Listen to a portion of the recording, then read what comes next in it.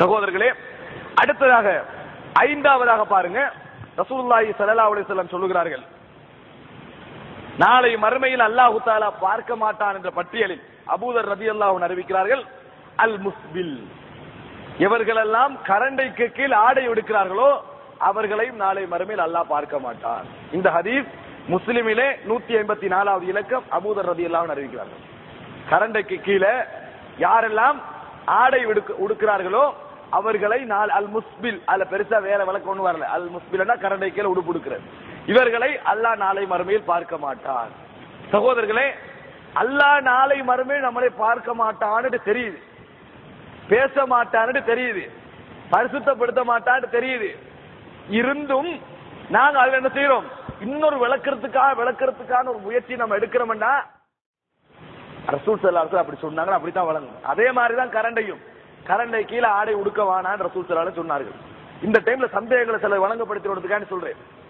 அவர்களை நாளை மறுமையில் அல்லாஹ் பார்க்க மாட்டான்னு எவ்வளவு ஒரு டேஞ்சரான முடிவை ரசூலுல்லாஹ் சொல்றாங்க.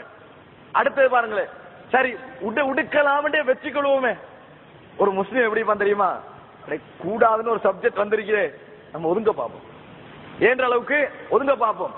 இந்த பிசினஸ்ல இந்த 50,000 போட்டா சுவரா நஷ்டம் போகும்னா போட மாட்டான், நஷ்டம் போகவும் வாய்ப்பு இருக்குது, லாபம் வரவும் வாய்ப்பு இருக்குது, போடுவான் 50,000 போட மாட்டான் தள்ளியே. ஆனா இது கரண்டை கீழே உடுக்க கூடாதுல இப்படி ஒரு பிரச்சனைக்குன்னா ஹலாலட்ட பகுதியா டக்குன்னு எடுக்கிறது, விளங்கிட்டா? பிசினஸ்ல அப்படி இல்ல, ஏன்ற அளவுக்கு நஷ்டம் போகும் என்று ஒரு சொல் சொன்னாலே விட்டுருவான். அந்த இந்த மாப்பிள்ளை கல்யாணம் பேசுறீங்க, எப்படி அவர் எல்லாம் நல்ல மாசாலா, ஆனா கொஞ்சம் பெருசா ஒண்ணு நோமலா ஒரு விமர்சனம் அப்புறம் கல்யாணம் பேசுவீங்களா, அந்த ஒரு துண்டுக்கே விட்டுருவீங்க. ஆனா இஸ்லாத்துல அப்படி இல்ல, கூடுதலா ஒட்டச்சி எல்லாத்தையும் இல்லைன்னு சொன்னா தான் அதை விடுறதே ஒழிய கொஞ்சம் இருந்தா அட்ஜஸ்ட் பண்ணி பேசுறது. மனோநிலை, மனிதனுடைய மனோநிலை அப்படி இருக்குது. ரசூலுல்லாஹ் இன்னொரு ஹதீஸ சொல்லுவாங்க, ரசூல் ஸல்லல்லாஹு அலைஹி வஸல்லம் அவங்கள்ட்ட அபூபக்கர் ரலியல்லாஹு அன்ஹு வராங்க, வந்து யார சொல்லலாம், நான் கொஞ்சம் மெல்லிய உடம்புள்ளவனாயிருக்கிறேன், இந்த நஹீல், அதாவது என் உடம்புல நான் வந்து ஆடை வச்சா மெலிவு காரணமா என்ன செஞ்சிருது, உடுப்பு கரண்டை கீழே போயிருது, கவனம் எடுக்கிறேன், கவனம் இல்லாத டைம்ல என்ன செஞ்சிரு போயிருது என்றாங்க. இப்ப ரசூல் ஸல்லல்லாஹு அலைஹி வஸல்லம் சொல்றாங்க, லஸ்த மிம்ம யஃபலு குயலா, மிம்ம யஃபலு குயலா, பெருமையாக இதை நீங்க செய்யறவர் அல்ல அப்படி இந்த ஹதீஸை எடுக்கிறது. இப்ப அபூபக்கர் ரசூலுல்லாஹ் என்ன சொன்னாங்க, நீங்க பெருமையா செய்யறவர் இல்ல, எனவே பெருமையாக செய்யாம என்ன செய்யலாம், உடுக்கலாம் அப்படின்னு விளங்கு. அப்படியே இந்த ஹதீஸ் விளக்கம், உண்மையிலே அபூபக்கர் எல்லாம் செய்யற மாதிரி யாராவது செஞ்சா அவர் பெருமையா செய்யறவர் அல்லதான். எப்படி, கரண்டைக்கு மேல உடுக்கணும், முதலாவது உடுப்பை தைக்கணும், எங்க கரண்டைக்கு மேல, ஒரு நாள் உடம்பு மெலிஞ்சு போகணும், அதுக்கு பிறகு கரண்டை கீழே உடுப்பு போகுது, மறுபடியும் வசதி கேள்றீங்க, உடுப்பு போகுது வசதி கேள்றீங்க. இந்த மாதிரி டைம்ல நீங்க பெருமையா செய்யறவர் இல்லதான், நீங்க அந்த குற்றத்துக்குள்ள வர மாட்டீங்க. எப்ப நீங்க ஒழுங்கா உடுத்து கரண்டை கீழே போனா, அதான் ரசூலுல்லாஹ் அவரை பார்த்து சொல்றாங்க, அபூபக்கர் ரலியல்லாஹு ரசூலுல்லாஹ் கிட்ட வந்து சொன்னாங்களே கரண்டை கீழே உடுப்பு போகுது என்று, அது எந்த ஹதீஸை வச்சு சொன்னாங்க, கரண்டை கீழே உடுக்க கூடாது ஒரு ஹதீஸுக்கு தானே, அத அவங்க பெருமை இல்லைன்றெல்லாம் விளங்கல, அதனாலதான் மேலுக்கே உடுத்து வந்த கேள்வியா கேட்டாங்க. பெருமை இல்லாம உடுக்கலாம் விளங்கினா கேள்வியை கேட்டீங்க மாட்டாங்க, நான் பெருமை இல்லாம தானே உடுக்கிறேன்னு முடிவெடுத்துட்டு பேசிருப்பாங்க. அவங்க வந்து கேட்கிறாங்க உடுக்க கூடா என்பது அர்த்தத்தினாலதான். அடுத்தது ஒரு ஹதீஸ் வருது, ரசூல் ஸல்லல்லாஹு அலைஹி வஸல்லம் சொன்னார்கள், பெருமையாக கரண்டைக்கு கீழ் உடுக்க வேண்டாம், பெருமையாக கரண்டைக்கு கீழ் உடுக்க வேண்டாம். எனவே நாங்க வழங்குறது எப்படி, பெருமை இல்லாமல் உடுக்கலாம், அப்படி வழங்கக்கூடாது. அப்படி விளங்கினா பெருமையாக கரண்டை கீழ் உடுக்க வேணான்னு வைங்களேன், பெருமையாக கரண்டைக்கு மேல உடுக்கலுமா, கீழே உடுக்க கூடாதானே, கரண்டைக்கு மேல பெருமையா உடுக்கலும்னா அதுவும் கூடாதுன்னு சொல்லுவாங்க. இந்த அளவு கட்டக்காய் ஒரு ஆள் உடுப்பு உடுக்கிறாரு, பெருமையா உடுக்கலுமா, அதை கூடாது. ஒரு டிஷர்ட் அடிக்கிறார், பெருமையா உடுக்கலுமா, கூடாது. அப்ப கரண்டை மட்டும் சொல்லி என்ன பிரயோஜனம், உடுப்பு பெருமையா உடுக்க கூடாதுன்னா முடிஞ்சுதானே. ஆனா கரண்டைக்கு கீழ் பெருமையா உடுக்க கூட, மேல உடுக்கிறவனுக்கு பெருமை வருது, அதுவும் கூடாதுதான். ரசூல் ஸல்லல்லாஹு அலைஹி வஸல்லம் கரண்டைக்கு கீழ் பெருமையா உடுக்கவானான்னு சொன்ன காரணம் என்ன தெரியுமா, கரண்டைக்கு கீழ் உடுக்கிறவனுக்கு பெருமை இருக்கும், கரண்டைக்கு கீழே உடுக்கிறவன் உள்ளத்துல பெருமை இருக்கும் என்பது அர்த்தம், உடுத்தாலே பெருமை என்ற அர்த்தம். உதாரணமாக குர்ஆன்ல அல்லாஹ் தஆலா சொல்கிறான், வலா துக்ரிஹு ஃபதயாத்திக்கும் அலல் பிகாஹி இன் அரத்ன தஹஸ்ஸுனன், உங்களது அடிமை பெண்களை விபச்சாரத்துக்கு நிர்பந்திக்க வேண்டாம், அவர்கள் பேணுதலை விரும்பினால், அவர்கள் பேணுதலை விரும்பினால் விபச்சாரத்துக்கு நிர்பந்திக்க வேண்டாம். இப்ப பேணுதலை விரும்பாட்டி விபச்சாரத்துக்கு நிர்பந்திக்கலாம் வழங்குறது அர்த்தம் என்ன தெரியுமா, பெண்கள் பொதுவாக பேணுதலை விரும்புவார்கள் என்ற அர்த்தம். வலா துபாசிருஹுன்ன வஅன்தும் ஆகிஃபூன ஃபில் மசாஜித், பள்ளியில் நீங்கள் இத்திகாஃப் இருக்கின்ற நிலையில் அந்த மனைவிமார்களோடு உறவு கொள்ள வேண்டாம். அப்படின்னா பள்ளிக்கு வெளியே வந்து வீட்டுக்கு போய் உறவு கொண்டு வரலாம் அர்த்தமா? இல்ல, பள்ளியில தானே இத்திகாஃப் இருக்கிறது, அதனால அல்லாஹ் பள்ளியிலேன்னு சொல்றான். பள்ளிக்கு வெளியேயும் கூடாதுதான், அதான் மிகைப்படுத்தப்பட்டு எங்கேயும் கூடாது, பள்ளிதான் மிகச்சிக்குதான் அதை சொல்றான். அதே போன்ற வல்லாய் அதாவது உங்களது தொட்டிலே உங்களது மடியிலே வளர்ந்த குழந்தைகள் இருக்கிறது, அவர்களை முடிப்பது உங்களுக்கு ஹராம். ஒரு மனைவியை கலை முடிச்சுக்கணும், அவருக்கு ஏற்கனவே புள்ள இருக்குது, அந்த புள்ளையில முடிக்கிறது உங்களுக்கு ஹராம். உங்களோட மடியில வளர்ந்த பிள்ளைகள் இவர் மடியிலே எடுக்காம தொட்டில வளர்ந்திருந்தா ஹலாலா? அர்த்தம் வந்து மடியில தான் கூட வளரும் அர்த்தம். வழங்கிட்டா மாறி அப்படி வழங்குறது இல்ல. நீங்கள் வட்டியை பன்மடங்காக உண்ணாதீர்கள், அப்ப நோமல் வட்டியெல்லாம் ஹலாலா? அப்படி வழங்கினா ஒரு குரூப் வழங்கிதான் நோமல் வட்டி ஒரு வீத ஹலாலானாங்க. வழங்கிட்டா அப்படி வழங்குறது இல்ல. நோகும்படி அடிக்க வேண்டாம். அப்படி என்ன நோகாம அடிக்கலும் யாருக்காவது? யாருக்கு நோகாம அடிக்கலும்? இப்படி அடிச்சா தடவுதல். விளங்கிட்டா? இப்படி அடிச்சா தடவுதல், நொந்தாத்தான் அடி. அப்ப நோகும்படி அடிக்க வேண்டாம்டா, அடிச்சாலே நோகும் அர்த்தம். கரண்டை கீழே உடுக்கவானான்னு சொன்னா பெருமையாக உடுக்கவானம்டா, உடுத்தாலே பெருமை அர்த்தம். அதனால இவ்வளவு ஹதீஸ் வந்து கீழே உடுக்கிறோம் அர்த்தம். எனக்கு பெருமை இல்லைன்னா அவனுக்கு பெருமைக்குதா இல்லையா? எனக்கு பெருமை இல்லைன்னு ஒரு ஆள் சொல்றான், அவனுக்கு பெருமைக்குதா இல்லையா? வலா துசக்கு அம்புசக்கும், உங்களை நீங்களே தூய்மைப்படுத்த வேண்டாம். உங்களில் யார் தக்குவா உள்ளவர் என்பது அவனுக்கு தெரியும் என்று அல்லாஹ் தஆலா சொல்றான். என்கிட்ட பெருமை இல்லைன்னு ஒரு ஆள் சொன்ன அர்த்தம் என்ன? பெருமையா இல்லையாது? சகோதரர்களே, இதை நாங்க கொஞ்சம் விரிவா விளங்க வேண்டிய விஷயம். கடைசியாக ஒரு செய்தி, ரசூலுல்லாஹி ஸல்லல்லாஹு அலைஹி வஸல்லம் அவங்க போய் கண்டிக்கிறாங்க. அம்ரு என்ற ஒரு நபித்தோழர் போகிறார். அம்ரு என்ற ஒரு நபித்தோழர் போகிறார். போகின்ற நேரத்தில் ரசூல் ஸல்லல்லாஹு அலைஹி வஸல்லம் அந்த அம்ரை பிடிச்சி சொல்றாங்க, யா அம்ர், அம்ரே உங்களோட கரண்டைக்கு கீழிக்கிற உடுப்பு ஒசத்துங்கன்றான், தூக்குங்கன்றான், மேலுக்கு கொடுத்து விடுங்கன்றான்.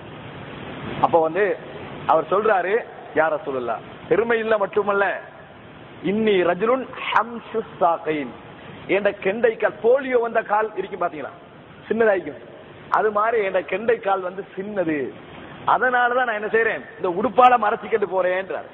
உடுப்பால மறைச்சிக்கிட்டு போறேன், பெருமையும் இல்ல, நல்ல நியாயமான ரீசனும் இருக்குது அப்படின்ட்டு போல ரசூலுல்லாஹ்.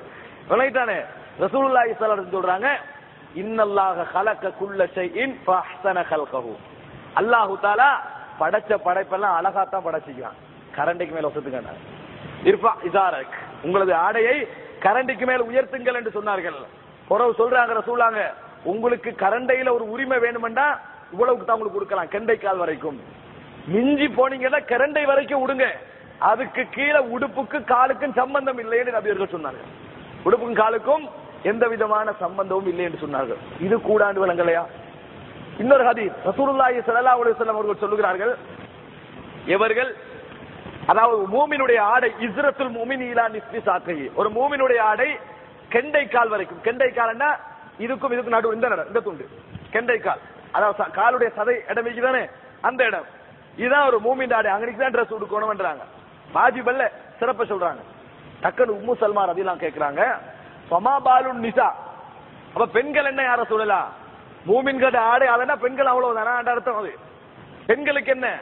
அப்ப ரசூல் ஸல்லல்லாஹு அலைஹி வஸல்லம் சொல்றாங்க, அதாவது அதாவது ஒரு சான் நீங்க இழுத்துக்கங்கன்றாங்க. ஒரு சான் இழுத்துக்கங்க, அந்த இடத்துல நீங்க ஒரு சான் கூட்டுவே, அதான் உங்களுக்கு மூமின் ஆடை. அப்படி அப்படின்னா ஒரு சான் இழுத்தா எங்க வரும்? இங்கிருந்து இழுத்தா கரண்டைக்கு வரும், இங்கிருந்து இழுத்துங்க வரும், சரியா கரண்டைக்கு வரும். அப்ப அவ சொல்றா, இதன் தன் கசிவு அக்குதாமுன்னு, நீங்க சொல்ற மாதிரி ஒரு சான் இழுத்தீங்கன்னு சொன்னா கரண்டைக்கு கீழிக்கிற பாதம் எல்லாம் விளங்குமே, கரண்டை கீழிக்கிற பாதம் விளங்கும் என்றாங்க. அப்ப ரசூல் ஸல்லல்லாஹு அலைஹி வஸல்லம் அதாவது ஃபதுர்ரிஹி ஸிராஅன், என்ன செய்யுங்க, ஒரு முழம் இழுத்துக்குங்கன்றாங்க. ஒரு முழம் இழுத்துக்குங்க, வலா யஸித்ன அலைஹா, அதுக்கு மேல கூட்டவானா. அப்படின்னா ஒரு முழம் இழுத்தா முழு காலு மூடி கொஞ்சம் புடவை கீழே படும், அதுக்கு அங்கே கூட்டவானாங்க. இவ்வளவு வழக்கு ரசூலுல்லாஹ் சொல்லணுமா? சொல்ல ஒரே பதில சொல்லலாம், நான் சொன்னது பெருமையை பத்தி தான். அதுதான் மூமின் ஆடை என்று சொன்னதெல்லாம் பெருமையோட செய்யறதுதான், மறைக்கிறதுக்கு தான். அது நீங்க எவ்வளவு உடுக்கல என்று விளக்கத்தை சொன்னா முடிஞ்சதே, அந்த இடம் தானே விளக்கம் சொல்ல வேண்டிய இடம். பெருமை இல்லைன்னு சொல்லத்தான் நான் சொன்னது, கடமை என்று சொல்லல, அதுக்கு கீழே உடுக்கவே கூடாதுக்காக சொல்லல, பெருமையா உடுக்க கூடாதுக்காக சொன்னேன். மறைக்கிறதுக்கு தாராளமா நீங்க உடுக்கலாம் என்று சொல்லாம ஒரு சான் இழுத்துக்கங்கன்றாங்க. ஒரு சான் இழுத்தா விளங்கும், அப்போ ஒரு முளம் இழுங்க, அதுக்கு மேல நீங்க கூட்ட வேணான்றாங்க பெண்களுக்கு. அப்ப ஆண்களுக்கு அதுக்கு முந்தைய கூட்ட வேணான்ட்டாங்க அர்த்தம். சகோதரர்களே, உமர் ரலியல்லாஹு மரணிக்க போகிறார்கள். ஒருவர் வந்து அப்படியே பாராட்டார் உமர் ரலியல்லாஹு, இது புகாரில வர செய்தி, கடுமையா பாராட்டார் உமர் ரலியல்லாஹு. அந்த நேரத்துல உமர்லாம் எதுவும் பேசல, அவர் போறாரு. போற நேரத்தை உமர் சொல்றாங்க, அவரை அந்த அந்த அந்த சிறுவனை அந்த இளைஞனை இங்க கூட்டிட்டு வாங்கன்றான். கூட்டிட்டு வந்து சொல்றாங்க, அவர் மௌத்தாகிற நேரம் ஒரு கலீஃபா ரத்தம் ஓடிக்கின்றிருக்குது, இர்ஃபா இஸாரக், அல்லாஹ்வுடைய அடியானே உங்களோட கரண்டை கீழ ஆடை உயர்த்துங்க என்றாங்க. மௌத்தாரடை உயர்த்துங்கன்னு சொல்லி போட்டு சொல்றாங்க, ஃபைன்னஹு அத்கா லிரப்பிக் வ அன்கா லிஸௌபிக், அது உங்களோட டிரெஸ்ஸுக்கு மிகவும் சுத்தமாக இருக்கும், உங்களோட இறைவனுடைய தக்வாவுக்கு மிகவும் அது ஏற்ற மாதிரி இருக்கும் என்று உமர் ரலியல்லாஹு அன்ஹு சொன்னார்கள் என்ற செய்தியை நாங்க புகாரில பார்க்கிறோம். அப்படி என்ன இது அர்த்தம் என்ன? நபித்தோழர்கள் யாரும் அன்னைக்கு மறுக்கவும் இல்லை. இவ்வளவு செய்திகளும் கரண்டைக்கு கீழ் உடுக்கிறது இருக்குதானே, அது இஸ்லாம் தடை செய்த ஒரு விஷயம். பெருமைக்கோ பெருமை இல்லாமலோ உடுக்க கூடாது. பெருமை என்கின்ற அம்சம் கரண்டை கீழ் உடுக்கிற டிரெஸ்ல இருக்குது. உடுக்கிறதுக்கு இவ்வளவோ பிரச்சனை வருதுன்னா காரணம் என்ன? கட்ட கையா நீட்ட கையில அவ்வளவு பிரச்சனை வரல, டி ஷர்ட்ல அவ்வளவு பிரச்சனை வரல, டெனிங்லயும் மத்ததுலயும் அவ்வளவு பிரச்சனை வரல. கரண்டை கீழே உடுக்கிறதுல என்ன பிரச்சனை தெரியுமா? என்ன காரணம்? அது அதுல ஒரு பெருமைத்தன்மை இருக்க பேத்தா அந்த ஹதீஸ்ல நிராகரிக்கப்படுது. அந்த ஹதீஸ்கள் எல்லாம் நிராகரிச்சு நம்ம பின்பற்றாதிக்கிறதுக்கு காரணம் என்ன? எங்களுக்கு ஒரு பெருமை தன்மை அதில் இருப்பதுதான். இதுல இஜ்திஹாத் இருக்குது. கரண்டைக்கு கீழே உடுக்கலாம் ஒரு அறிஞர் சொல்லுகிறார் என்றால் இமாம் இப்னு ஹஜர் அஸ்கலானி சொல்லிக்கிறாரு, இமாம் ஷவுகானி சொல்லிக்கிறாரு, இஸ்லாமிய வரலாற்றுல அறிஞர்கள் சொல்லி இருக்கிறார்கள், அது பிழை இல்லை. அவர்களுடைய ஆய்வு, அவர்களுக்கு பட்டது, அவர்களுக்கு ஆய்வு செய்து தெரிந்தது சொல்கிறார்கள். அதே போன்று நாங்கள் எங்களுக்கு விளங்கியே சொல்கிறோம். இதெல்லாம் பிரச்சனை. விளங்குற மக்களிட நோக்கம் என்ன என்ற பிரச்சனை. நாங்கள்லாம் அது குர்ஆன் சுன்னா இடத்துக்காக வேண்டிய கரண்டைகள் உடுக்கிறோம், சுன்னாவில் அனுமதித்து விட்டார்கள், அதனால உடக்கூடாது, அதுக்காக உடுக்கிறோம். எங்களோட உள்ளத்தோட நோய்க்காக வேண்டிய அதை பயன்படுத்திக் கொள்றோமா? அதுதான் முக்கியம். இஸ்லாமிய வரலாற்று ஒன்று சிலர் அந்த கருத்தை சொல்லித்தான் இருக்கிறார்கள்.